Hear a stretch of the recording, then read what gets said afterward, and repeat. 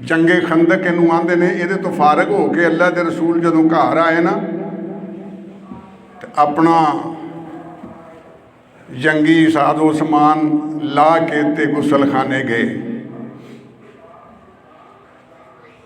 नहा लिया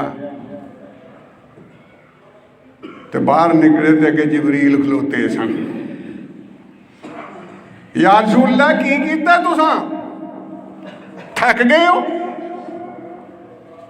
तुसां कपड़े लाते, जंगी हथियार लाते ने, मैं नहीं अजे लाए। चलो बनु करीजा का बदला लेना जाके। एडे वड्डे जंगी मुजरम का बनु करीजा ने ये सारे चाल चल के ते कट्ठे किए सन। बनु करीजा को जाना, अल्लाह के रसूल सल्लल्लाहु अलैहि वसल्लम ने उस वेले अपने जंगी हथियार फड़े तो मुनादी नूं आख्या जा मदीने अंदर ऐलान करके आ जिथे जिथे है वो निकल आओ, सारे बंदे आ जाओ, बनु करीजा च जाके असर की नमाज पढ़नी है।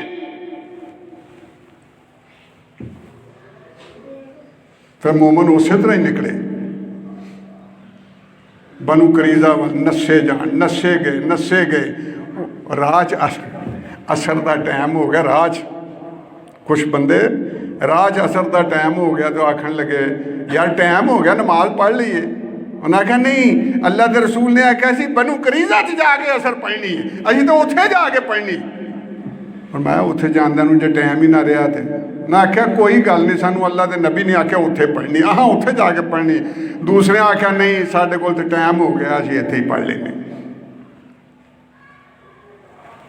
दोवें जने दोवें पार्टियां, पढ़ने वाले भी तो ना पढ़ने वाले भी, जदों उत्थे गए अल्लाह के रसूल सल्लल्लाहु अलैहि वसल्लम मुस्कुरा के खामोश हो गए।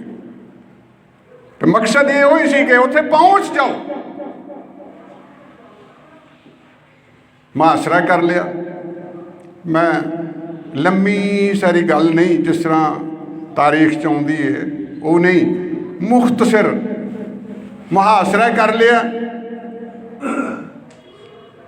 तो जदों वेख्या भी मुहासरा सख्त हो गए, उन्हों का एक सरदार उठया तो उठ के आंदा मेरिया 3 शर्तां ने। अपने बंदियां नूं आंदा इकट्ठियां करके तो उन्होंने आंदा 3 शर्तां ने, दसो। पहली शर्त यह आ कि तुसी अपना आप मुहम्मद सल्लल्लाहु अलैहि वसल्लम के हवाले कर दो। अगर इन्नी तुहाडे च जुरत नहीं तो तुसी मुकाबला करना चाहते हो तो अपनिया औरतों के बच्चों को किला बंद करके ते आप बाहर निकल के मुकाबला कर लो। ये भी नहीं तो फिर फैसला अल्लाह के रसूल सल्लल्लाहु अलैहि वसल्लम के उत्ते छड्ड दो, कलमा पढ़ लो तो मोमन हो जाओ। उन्हें 3 शर्तां नहीं मनिया। अपना एक बंदा घलिया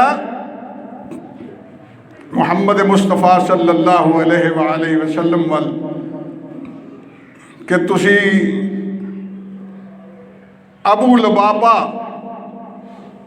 अपने सहाबी नूं साडे वल घलो, मजाकरात करिए।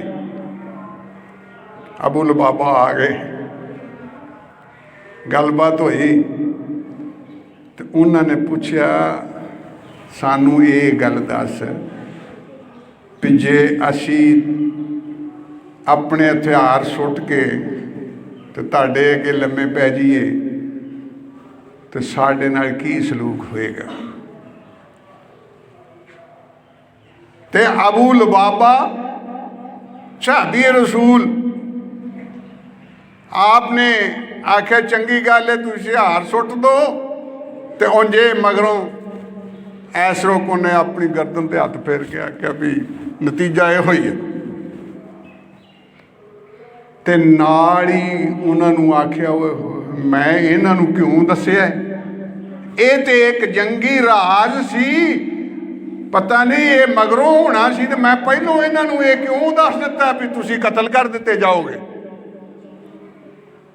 ये फिर अल्लाह के रसूल को नहीं गए, अबू लबाबा अल्लाह के रसूल को नहीं गए, सीधे मसीते चले गए, मस्जिद नबवी च मदीने जाके तो आप ही रस्सा लैके ते थंब दे नाल अपने आप नूं बन लिया कि मैं राज फाश कर आया तो मैं एडी गलती की ते हुण मैं अल्लाह कोलों माफ़ी मंगना। जिन्ना चਿਰ अल्लाह मेरी तौबा कबूल ना करेगा मैं इथों नहीं जाना, इथों नहीं खुलना। तो अल्लाह के रसूल उडीकते हैं भी अबू लबाबा वापस नहीं आया, मजाकरात करन गया, देर हो गई। तो दूसरी गल का भी पता लग गया। तो अल्लाह के रसूल सल्लल्लाहु अलैहि वसल्लम ने फरमाया अगर वो अबू लबाबा उत्थे जाने के बजाय मेरे को ही आ जाता तो मैनू ही आन के आंदा, मैं चलो वो लिए भी माफ़ी मंगता अल्लाह कोलों, तो अल्लाह उन्होंने माफ़ कर दिंदा। हुण ओहदा काम तो वो जाने या ओहदा रब जाने। यहूदियां ने आख्या तुसी साडे फैसले वास्ते, अल्लाह के रसूल सल्लल्लाहु अलैहि वसल्लम ने उन्होंने आख्या भी तुहाडे फैसले वास्ते तुहाडा कोई बंदा मुकर्रर कर दईए, दसो जिन्हों तुसी पसंद करते हो वो बंदा मुकर्रर कर देने।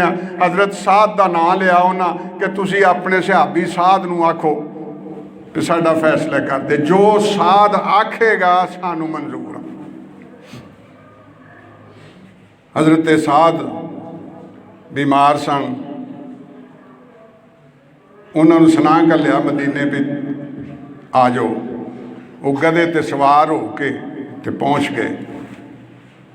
तो अल्लाह के रसूल सल्लल्लाहु अलैहि वसल्लम एक पासे बैठे, दूसरे पासे यहूदियों के सरदार बैठे।